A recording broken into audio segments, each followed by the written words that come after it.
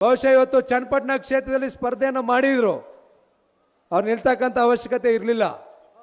JDS ಪಕ್ಷದ ಉಳಿವಿಗಾಗಿ, ನಮ್ಮ ಕಾರ್ಯಕರ್ತರ ಉಳಿವಿಗಾಗಿ ಇವತ್ತು ಚನ್ನಪಟ್ಟಣದಲ್ಲಿ ಸ್ಪರ್ಧೆಯನ್ನು ಮಾಡಿದ್ರು. ಆದರೂ ಸಹ ಅವರು ಎದೆಗುಂದಿಲ್ಲ.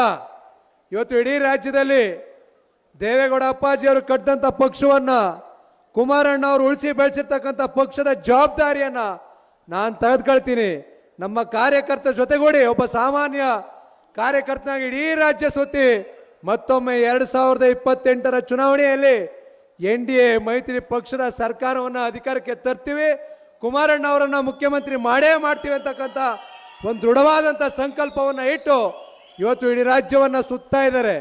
ನಾವು ಅವರಲ್ಲಿ ಮನವಿ ಮಾಡ್ತಾ ಇರ್ತಕ್ಕಂಥದ್ದು ಇಷ್ಟೇ, ನಮ್ಮ ಪಕ್ಷದಲ್ಲಿ ನೀವು JDS ಪಕ್ಷದ ರಾಜ್ಯಾಧ್ಯಕ್ಷರಾಗಬೇಕು. 2028ಕ್ಕೆ ಕುಮಾರಣ್ಣ ಅವರು ಈ ರಾಜ್ಯದ ಮುಖ್ಯಮಂತ್ರಿ ಆಗಬೇಕು. ಅದಾದ ನಂತರ ಮುಂದೊಂದು ದಿನ ಅದೇ ಸ್ಥಾನದಲ್ಲಿ ನಿಮ್ಮನ್ನ ಕಾಣಬೇಕು ಅಂತಕ್ಕಂಥ ಬಹಳ ದೊಡ್ಡ ಆಸೆಯನ್ನ ನಾವು, ನಮ್ಮ ಶಾಸಕ ಮಿತ್ರರು, ನಮ್ಮ ಇಡೀ ಪಕ್ಷದ ಕಾರ್ಯಕರ್ತರು ಎಲ್ಲರೂ ಸಹ ಹೊಂದಿದ್ದೇವೆ. ನಾವೆಲ್ಲರೂ ಸಹ ನಿಮ್ಮ ಜೊತೆಗಿರ್ತೇವೆ. ಧೈರ್ಯವಾಗಿ ಮುನ್ನುಗ್ಗಿ.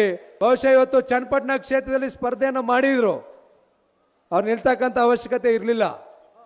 JDS ಪಕ್ಷದ ಉಳಿವಿಗಾಗಿ, ನಮ್ಮ ಕಾರ್ಯಕರ್ತರ ಉಳಿವಿಗಾಗಿ ಇವತ್ತು ಚನ್ನಪಟ್ಟಣದಲ್ಲಿ ಸ್ಪರ್ಧೆಯನ್ನು ಮಾಡಿದ್ರು. ಆದರೂ ಸಹ ಅವರು ಎದೆಗುಂದಿಲ್ಲ. ಇವತ್ತು ಇಡೀ ರಾಜ್ಯದಲ್ಲಿ ದೇವೇಗೌಡ ಅಪ್ಪಾಜಿಯವರು ಕಟ್ಟಿದಂಥ ಪಕ್ಷವನ್ನ, ಕುಮಾರಣ್ಣ ಅವರು ಉಳಿಸಿ ಬೆಳೆಸಿರ್ತಕ್ಕಂಥ ಪಕ್ಷದ ಜವಾಬ್ದಾರಿಯನ್ನ ನಾನು ತೆಗೆದುಕೊಳ್ತೀನಿ. ನಮ್ಮ ಕಾರ್ಯಕರ್ತರ ಜೊತೆಗೂಡಿ ಒಬ್ಬ ಸಾಮಾನ್ಯ ಕಾರ್ಯಕರ್ತನಾಗಿ ಇಡೀ ರಾಜ್ಯ ಸುತ್ತಿ ಮತ್ತೊಮ್ಮೆ 2028ರ ಚುನಾವಣೆಯಲ್ಲಿ NDA ಮೈತ್ರಿ ಪಕ್ಷದ ಸರ್ಕಾರವನ್ನು ಅಧಿಕಾರಕ್ಕೆ ತರ್ತೀವಿ, ಕುಮಾರಣ್ಣ ಅವರನ್ನ ಮುಖ್ಯಮಂತ್ರಿ ಮಾಡೇ ಮಾಡ್ತೀವಿ ಅಂತಕ್ಕಂಥ ಒಂದು ದೃಢವಾದಂಥ ಸಂಕಲ್ಪವನ್ನು ಇಟ್ಟು ಇವತ್ತು ಇಡೀ ರಾಜ್ಯವನ್ನ ಸುತ್ತಾ ಇದ್ದಾರೆ. ನಾವು ಅವರಲ್ಲಿ ಮನವಿ ಮಾಡ್ತಾ ಇರ್ತಕ್ಕಂಥದ್ದು ಇಷ್ಟೇ, ನಮ್ಮ ಪಕ್ಷದಲ್ಲಿ ನೀವು JDS ಪಕ್ಷದ ರಾಜ್ಯಾಧ್ಯಕ್ಷರಾಗಬೇಕು. 2028ಕ್ಕೆ ಕುಮಾರಣ್ಣ ಅವರು ಈ ರಾಜ್ಯದ ಮುಖ್ಯಮಂತ್ರಿ ಆಗಬೇಕು.